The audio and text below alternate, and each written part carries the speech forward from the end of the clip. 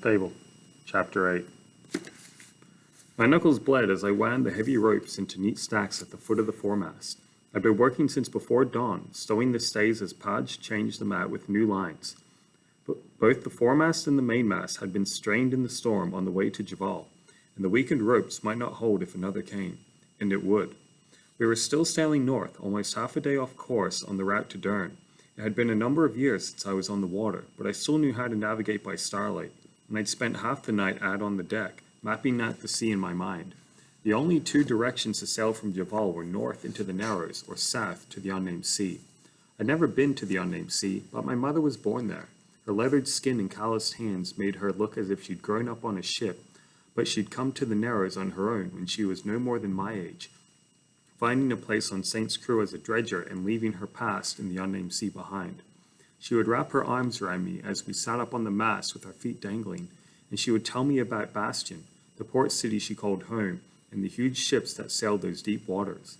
Once I asked her if she'd ever go back, if she'd take me there one day, but she only said that she'd been born for a different life, and so had I.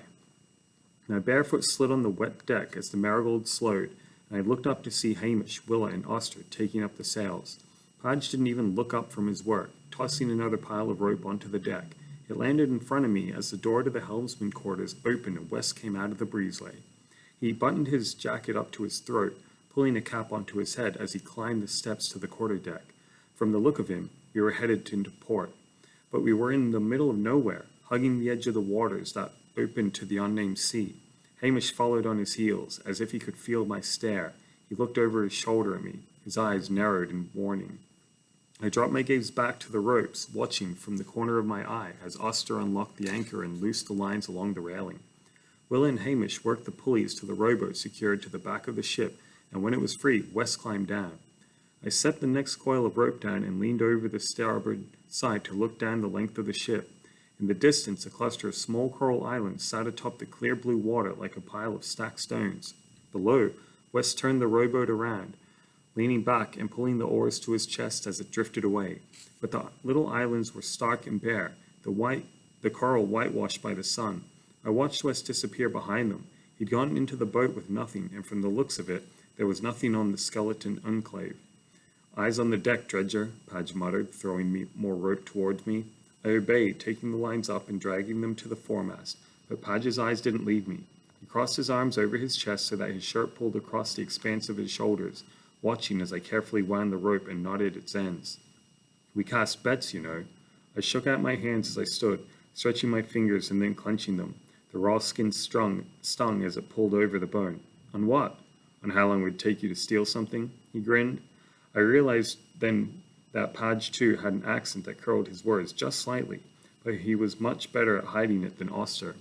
Willa looked down at us from the quarterdeck as she locked the anchor's crank, Hamish behind her. I'm not a thief, I said. You want to check my belt? Go ahead. You wouldn't be stupid enough to keep it in your belt, would you? Dredgers are cheats, but they aren't stupid. Oster spoke from behind me, and I turned, pressing myself against the mast. All four of them stared at me as a silence stretched over the ship, leaving only the sound of the wind sliding over the canvas sails above us. They were baiting me, pulling out my edges to see what I was made of, and I didn't blame them. They had no reason to trust me, and their helmsman had taken me on without asking them. I don't care what you've got in your hull, or what's written in your ledgers. I just need to get across the Narrows, I said. You're lying. Podge took a step forward, standing a whole head taller than me. Not that you can help it. It's in the Javali's nature. I'm not Javali, I said. I'm not a thief. Oster threw the last trap over the side and it splashed in the water below. The last person who stole from us is at the bottom of the sea. His long raven hair was unbound, falling over his shoulder. He raked it back, tying it as he came down the steps to the dock. Look, I'm going to go ahead and give you some coin before you steal it. Podge reached into the pocket of his vest, pulling out a single copper. Willa leaned against the foremast, watching. Podge held the copper up between us, pinched between his fingers. This is what you want, right? I gritted my teeth, trying to read him. Wherever this was headed, it wasn't good, and with the helmsman off ship, this crew would take liberties. He snapped his fingers and the coin flew into the air, over the side, before it plunked into the water below. How deep are we, Oster? Podge didn't look at him as he asked it, his smug gaze still set on me. Amusement lit on Oster's face as he answered. I'd say about 480 feet, maybe 500. Hamish's spectacles scrunched up on his nose as he lifted one hand to smooth the combed, sandy hair at his brow. Guess I was wrong, Padge. Looks like there are some things a dredger won't do for coin. Willis stood silently behind them, the look in her eyes different from the others.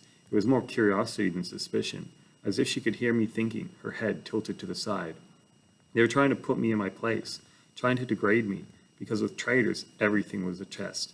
Everything was an attempt to measure you. I met Padge's eyes as I pulled my shirt over my head and dropped it on the deck. What are you doing? His brow pulled as he watched me climb the railing. I stood against the wind, watching the movement of the water around the coral islands.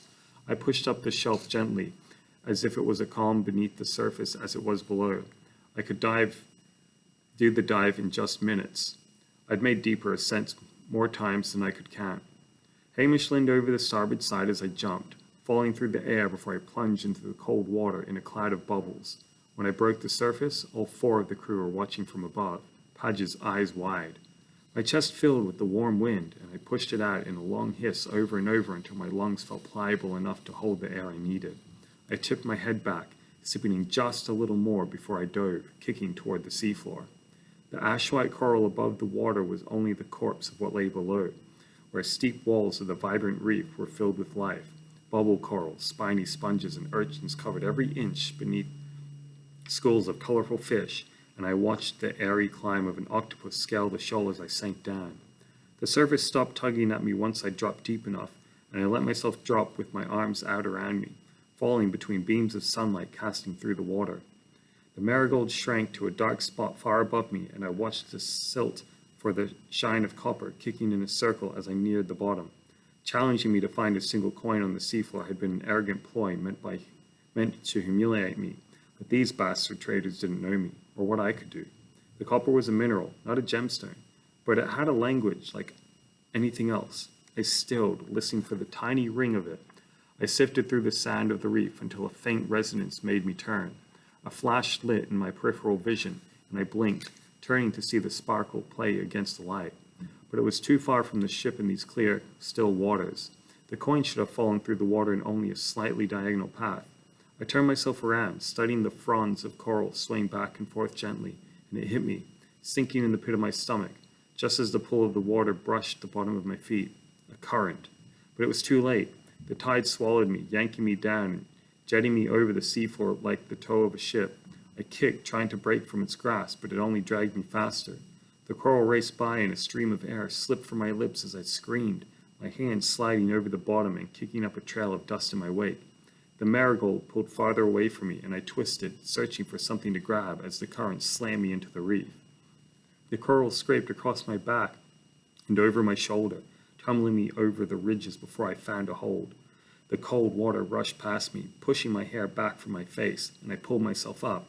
My muscles screamed, the weakness deepening in my limbs until my hands were shaking on the holds. My skin was already on fire, where the poison of the coral was seeping into my bloodstream.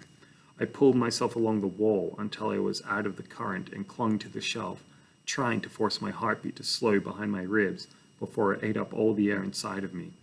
The undertow had carried me at least 100 feet, and I would need to surface fast. I kicked up away from the grasp of the tide, but a soft glimmer on the seafloor made me stop, my fingers clutching to the sharp rock. I looked up to the Marigold above, cursing, and another bubble of air wriggled up through the water.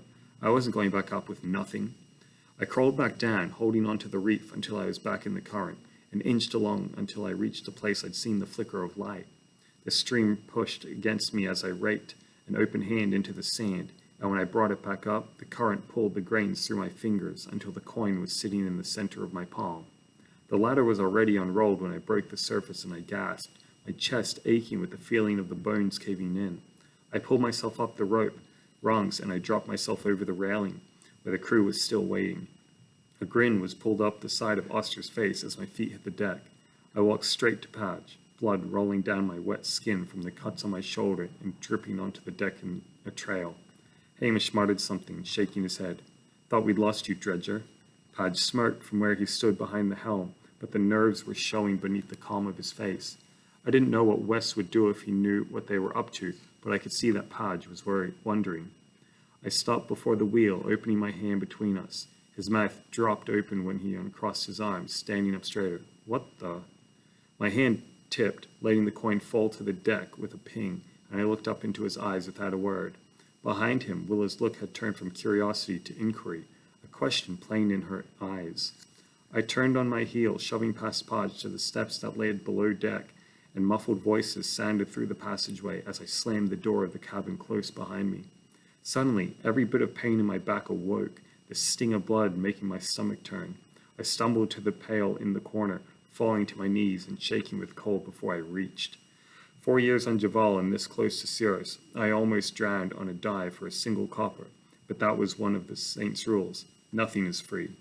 He wasn't just talking about food or passage or the clothes on your back. He was talking about respect, safety, protection. There were things no one owed you, and one way or another, you always paid.